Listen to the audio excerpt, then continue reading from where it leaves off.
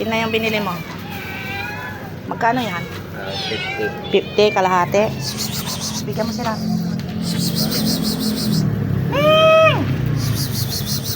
Araw ng damay yung pagat. Yung mga aso. Araw ng damay yung pagat. Hindi. Ikot nyo lang. Soon. Hindi ah. Ming! Yung mga aso, tawagin nyo. Sa labas. Kawawa din sila, mga friendship. Yan, nanghiram na kami ng cat food sa Puesta, Talipa pa dyan sa nagtitinda. Kaya may ikita. Yan yung mga pusa sa labas, kawawa din. Nagkapaban ba niya ikita? Yan na yung aso. Bigyan mo. Buntok ko lang. Dito. Tugi! Gutom na sila. Yung anak niya, dyan na. Pahingan lang yung ito eh. Ito ay kalbo, pahingan. Mahihain. Hindi lang. Di pa, bigyan mo pa.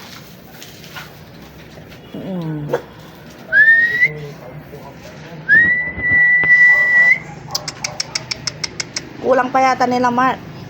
Yun, ayaw niya, yung si White.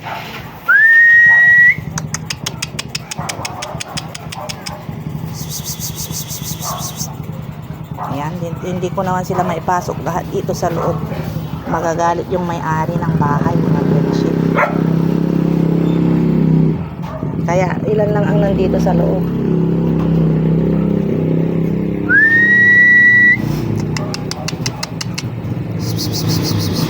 Si Calvo, ayaw niya.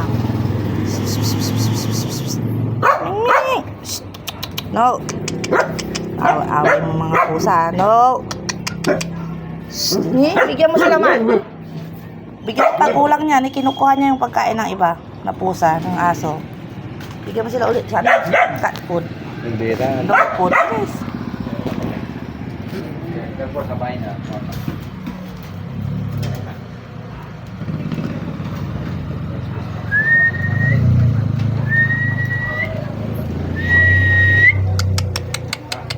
Mark, bigyan mo pa sila. Marke. Kasama nga sa ano. Bigyan mo sila, kawawa din. Bigyan mo nga sila. Hindi tayo ikats. Kunin mo. Sana.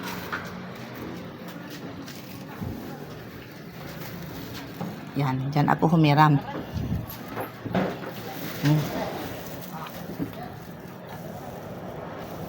Doon ka, bigyan mo.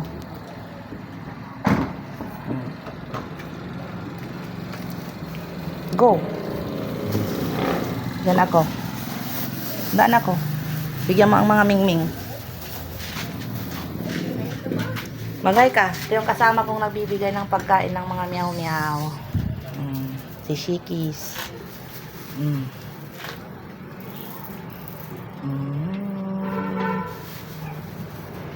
Balang may agita eh. Sino? Ipubo sa balang may agita. Okay na. Yung aso nasa, nahiya. Hindi po na nawawala. Wala ka maminsan, mag-hi. Opo, bagay ang ganda dyan. Isa lang, kagat lang.